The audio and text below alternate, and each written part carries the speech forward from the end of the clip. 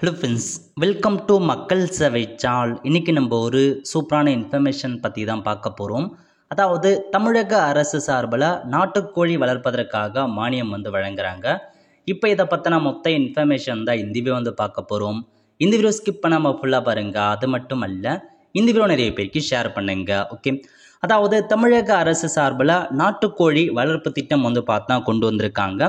இதுக்கு யார் அப்ளை பண்ணலாம் அப்படின்னா, கிராமப்புற ஏழை விதவைகள், கைவிடப்பட்டவர்கள், ஆதரவற்ற பெண்கள், இவங்களுக்காக இந்த ஸ்கீம் கொண்டு வந்திருக்காங்க. திட்டத்தோட விவரம் கொடுத்துருக்காங்க பாருங்க. பயனாளிகளுக்கு 4 வார வயதுடைய 40 அசில் இன கோழி குஞ்சுகள் கொள்முதல் செய்ய 50% மானியம் வழங்குறாங்க. ஸோ உங்களுக்கு பார்த்தா 40 அசில் இன கோழி குஞ்சு பார்த்தா ப்ரொவைட் பண்ணுறாங்க 50% மானியத்தில்.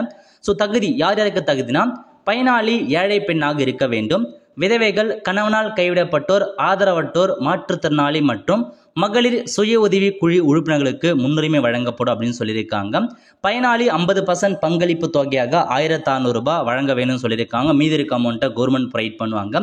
தேர்ந்தெடுக்கப்படும் பயனாளிகள் 30% பேர் எஸ்சிஎஸ்டி பிரிவை சார்ந்தவங்க இருக்க வேண்டும். ஸோ 30% எஸ்சிஎஸ்டி கிட்ட ஒதுக்கீடு வழங்குறாங்க. இந்த ஸ்கீம் மூலமாக அவங்களுக்கு கொடுக்குறாங்க. ஸோ செயல்படுத்தும் இடம் சென்னையை தவிர்த்த மீதி இருக்க எல்லா மாவட்டங்களிலுமே ஒவ்வொரு ஊராட்சி ஒன்றியத்திற்கும் 100 பயனாளிகள் என திட்டம் செயல்படுத்தப்படும் அப்படின்னு மென்ஷன் பண்ணியிருக்காங்க.